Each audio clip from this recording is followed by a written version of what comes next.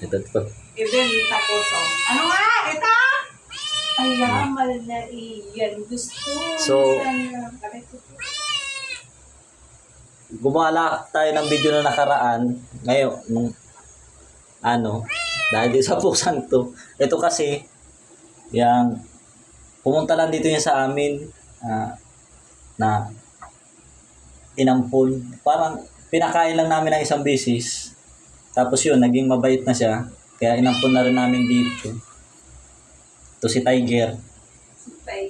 Salamat po sa subscriber sa mini channel natin tungkol dito sa mga mamaya papakainin na ito ni Ate Elsa na barbecue.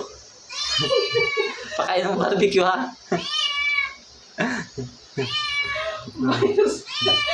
Tatis, kinakain ng barbecue mo. Ay, Tiger Randa. Hindi halata sa katawan niya. Pero pagka mahaba talaga ang uso, talaga yan eh. Grabe ka. Pag mahaba talaga ang uso, makinain yan. Matakaw. Hindi naman.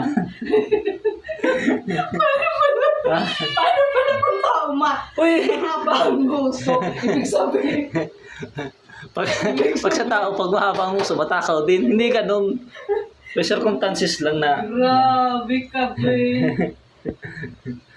Merong tao mahaba ang uso, pero hindi mababa. Pango ang ilong. Ito mo nga ba ng uso? Oo. Tira mo, Atils, may lahi talaga to, Atils. Ha? Tira mo, tangos ang ilong. Ano masabi ng matangos yung ilong? Parang pantay naman. Bibinahiyaan ka na ng matangos na ilong, Atils. Pero pagka, ang pusa kasi, Atils, pagka pinapakain mo na ganyan, swerte yan eh. Huwag mo nasasaktan ng mga pusa. Uy! Tigeran, sige nga. Pag ikaw naging swerte sa akin, i-donate na kita sa labasan. Hindi pa nanalo ako sa loto at bibilang ko ito ng bahay, cat house.